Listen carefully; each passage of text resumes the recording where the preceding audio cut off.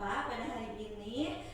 Baik, sebelum memulai pembelajaran, alangkah baiknya kita berdoa terlebih dahulu ya, sesuai kepercayaan masing-masing. Silakan kepada ketua kelas untuk memimpin doa. Baik, sebelum kita melaksanakan pembelajaran, alangkah baiknya kita berdoa terlebih dahulu. Berdoa mulai. Berdoa selesai. Baik, di sini selanjutnya Ibu akan melakukan absensi ya. Ibu mulai saja. Sinta Bella Hadir. ya.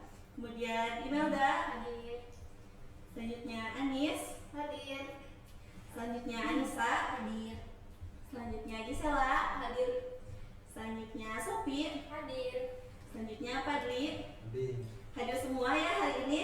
Ya. Alhamdulillah, berarti sehat semua ya. Nah, anak-anak, di sini kita akan belajar mengenai klasifikasi makhluk hidup. Nah, pastinya anak-anak sudah tidak asing lagi ya dengan klasifikasi makhluk hidup, karena pasti ini sudah dipelajari pada saat kalian SMP. Nah, sebelum pembelajaran, Ibu sudah menyediakan pretest.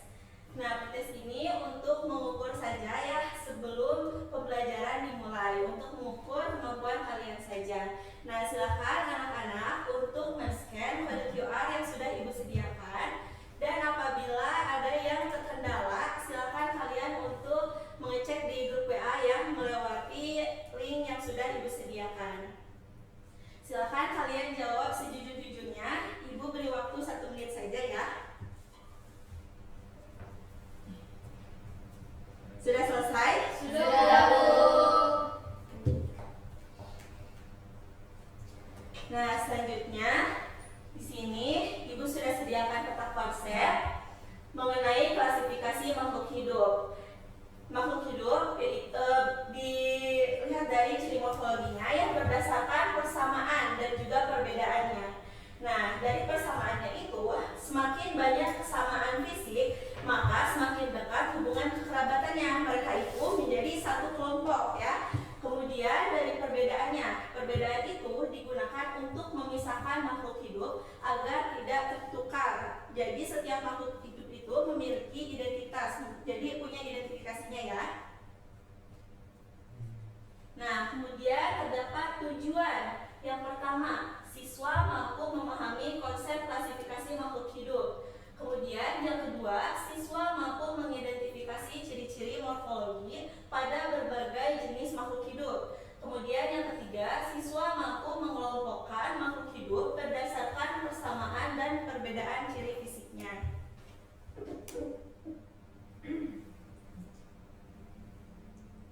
Nah, anak-anakku, pernah gak sih kalian mencari buku dan kalian itu merasa kebingungan di perpustakaan jika si bukunya itu tidak disusun menurut jenisnya atau menurut judul bukunya? Nah, sama juga seperti pada makhluk hidup yang terdiri dari berbagai jenis ya di dunia ini. Nah, jadi klasifikasi itu akan bisa terlihat ya, dilihat berdasarkan bentuk luar tubuhnya yang dapat diamati secara langsung. Bisa dimengerti? Bisa. Ya. Nah, langsung saja pengertian klasifikasi. Jadi, klasifikasi itu adalah pengelompokan makhluk hidup berdasarkan persamaan dan perbedaan ciri-ciri morfologinya agar mudah dipelajari. Nah, di dalam klasifikasi makhluk hidup itu terdapat tingkatan taksonomi yang direpresentasikan di dalam piramida terbalik. Yang pertama, terdapat dunia atau kerajaan atau disebut juga kingdom. Nah, kingdom ini merupakan contohnya menghimpun semua hewan, baik itu multiseluler maupun uniseluler. Dan ini tuh bersifat paling umum ya, yang paling besar, tingkatan paling tinggi. Kemudian ada filum. Filum itu misalnya hewan yang memiliki tulang belakang. Kemudian hewan yang tidak memiliki tulang belakang. Seperti itu contohnya. Kemudian kelas.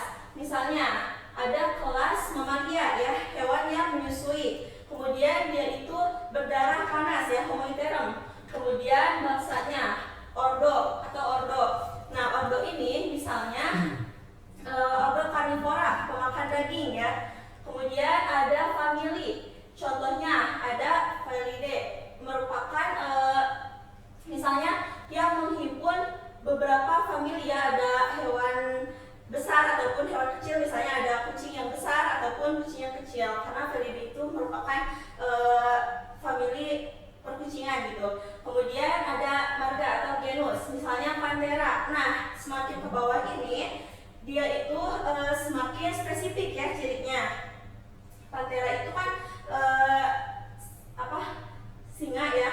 Nah, kemudian spesies itu lebih ke bagian hewan yang memiliki sifat yang unik gitu ya, seperti Panthera leo seperti itu. Nah, dari piramida terbalik ini menunjukkan hierarki taksonomi, di mana semakin ke bawah ke arah spesies, kelompoknya akan semakin spesifik dan kelompoknya juga akan semakin kecil, tetapi kesamaan sifatnya semakin besar. Kebayang tidak? Kebayang ya.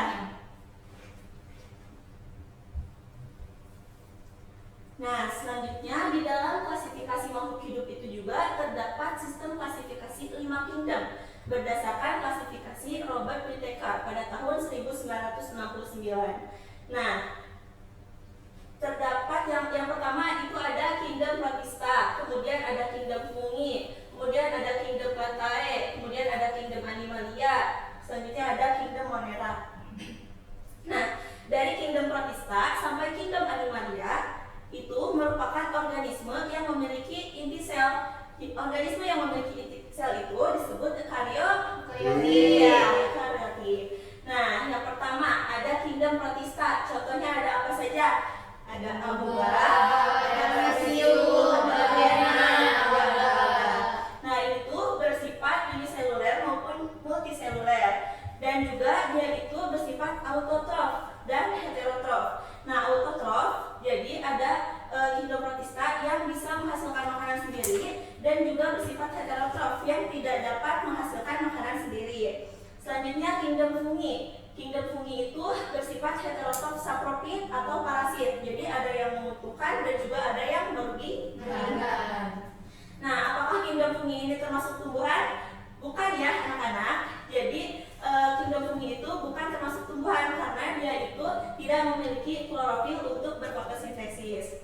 Nah, selanjutnya kingdom Plantae, tumbuhan itu bersifat autotrof, bisa berfotosintesis dan menghasilkan makanan sendiri ya, memiliki klorofil.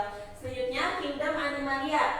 Nah, contohnya ada singa, ada burung, ada ikan, ada kupu-kupu, banyak sekali ya jenis hewan-hewan. Kemudian dia itu cirinya tidak memiliki dinding sel seperti tumbuhan dan bersifat heterotrof, tidak dapat menghasilkan makanan sendiri. Nah, selanjutnya ada kingdom Monera. Kingdom Monera ini merupakan organisme tanpa inti sel yang disebut dengan prokaryoti. Nah, contohnya ada Anabaena, ada Cyanobacteria dan juga E. coli. Bersifat heterotrof ataupun autotrof.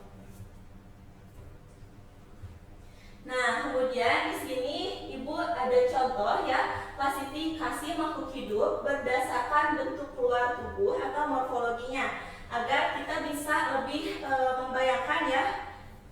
Kemudian di sini contohnya ada kucing mamalia ya, dia itu memiliki tubuh yang berambut, kemudian kakinya 4 untuk berjalan dan juga melompat. Berbeda lagi dengan burung atau kelas Aves.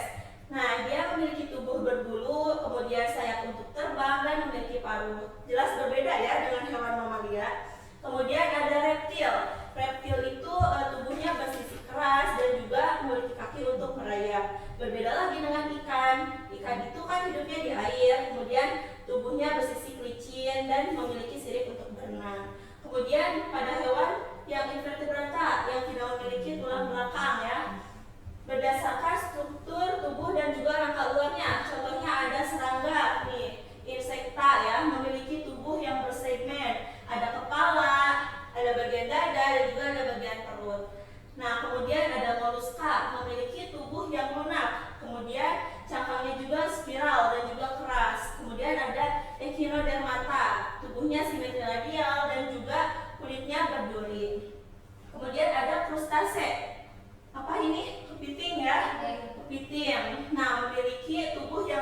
segmen dan juga memiliki capit.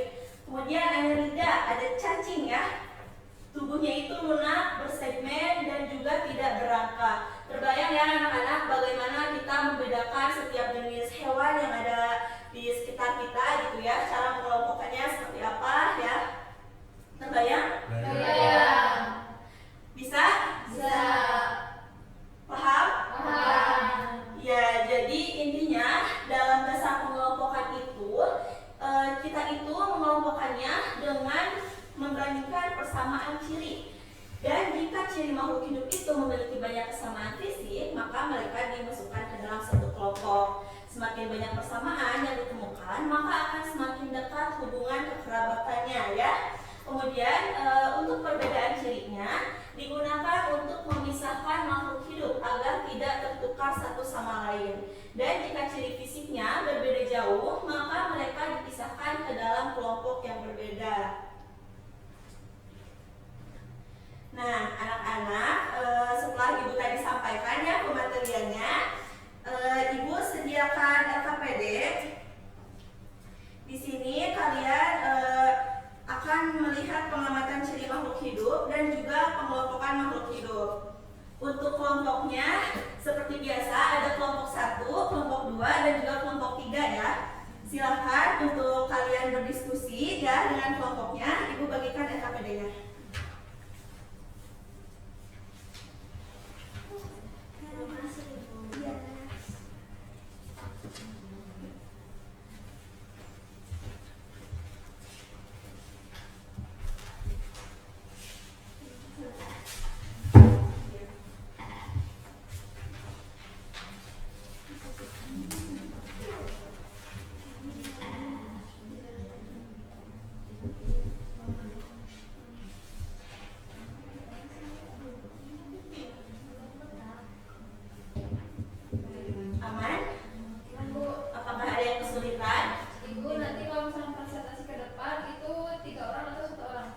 Boleh 3 orang saja, tapi untuk pertemuan kali ini kita yang kedepannya satu kelompok saja ya.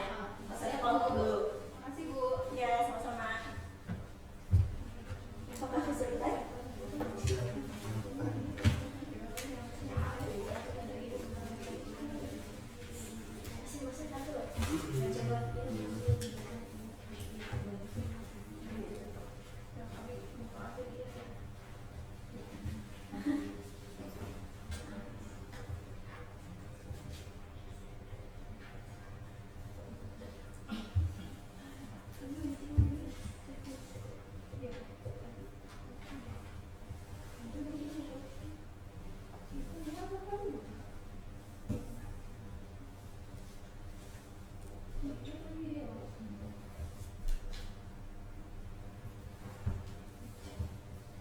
Apakah ada yang sudah selesai? Sudah Bu. Yang paling belakang sudah selesai? Sudah Bu. Baik. Silakan kepada kelompok yang pertama. Mungkin untuk pertemuan kali ini hanya satu kelompok saja ya untuk mewakili dari semuanya terlebih dahulu. Silakan kepada kelompok yang sudah siap untuk maju ke depan menyampaikan hasil LKPD-nya. Silakan.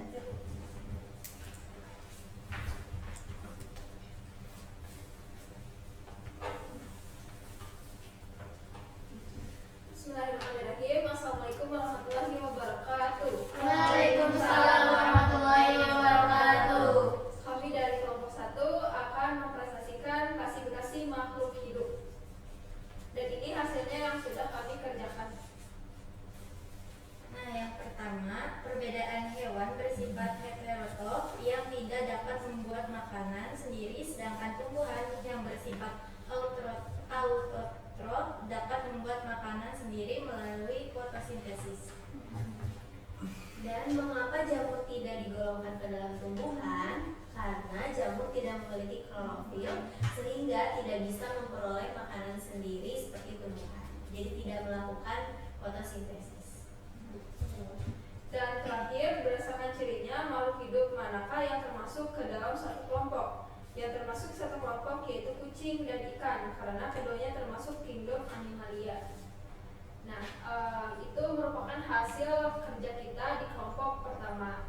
Sekian. Sekian, terima kasih. Wassalamualaikum warahmatullahi wabarakatuh. Waalaikumsalam warahmatullahi wabarakatuh. Berikan aplaus semuanya. Baik, terima kasih ya kepada kelompok 1. Jawabannya itu sudah sangat tepat sekali. Dan mungkin anak-anakku yang lainnya juga mungkin menjawabnya sudah sudah bisa ya, sama seperti itu. Dan Ibu anggap kalian sudah mengerti ya terkait pematerian dan pembelajaran hari ini gitu. Silakan untuk kelompok 1 kalian kembali ke kelompoknya masing-masing. Ya, sama-sama.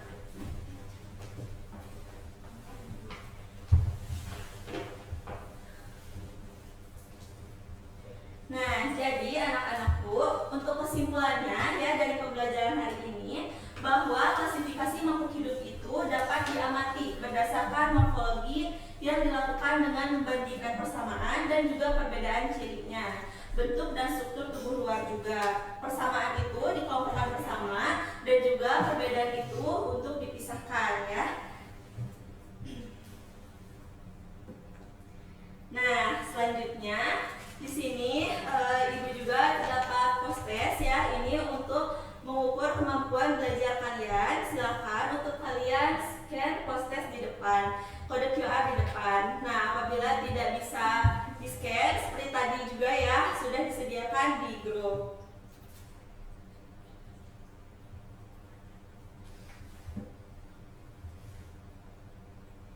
Apakah ada yang kesulitan?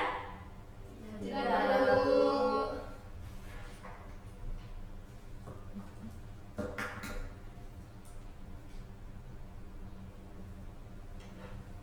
Sudah selesai? Sudah. Ibu lihat juga sudah pada masuk ya pengisiannya. Nah, selanjutnya sebelum penutupan, Ibu terdapat refleksi ya. Ibu bertanya kepada kalian, hal paling unik apa sih yang baru kalian sadari tentang klasifikasi makhluk hidup hari ini? Saya, Bu. Boleh, silakan. Ya, hal unik yang saya rasa untuk pembelajaran hari ini, ternyata di dunia ini banyak sekali jenis dari makhluk hidup. Itu ada hewan, ada tumbuhan, dan tiap dari hewan tumbuhan manusia juga ternyata berbeda, memiliki ciri perbedaan maupun persamaannya masing-masing, dan tentunya dari tiap itu memiliki keunikan yang sangat luar biasa. Iya, betul sekali. Jawabannya sudah sangat tepat ya. Berikan aplaus untuk semuanya. Ya, nah selanjutnya, apakah dengan mengelompokkan makhluk hidup itu membuat belajar menjadi lebih mudah? Mudah. Tentunya lebih mudah ya, karena kita itu bisa mengelompokkan jenis makhluk hidup ya yang banyak sekali. Nah, mungkin anak-anakku sekian saja ya untuk pembelajaran hari ini. Semoga ilmu yang Ibu berikan dapat bermanfaat untuk kalian untuk kedepannya. Mungkin sekian saja dari Ibu. Mohon maaf apabila terdapat kekurangan dan juga kesalahan dalam pembelajaran. Sekian dari Ibu. Wassalamualaikum warahmatullahi wabarakatuh.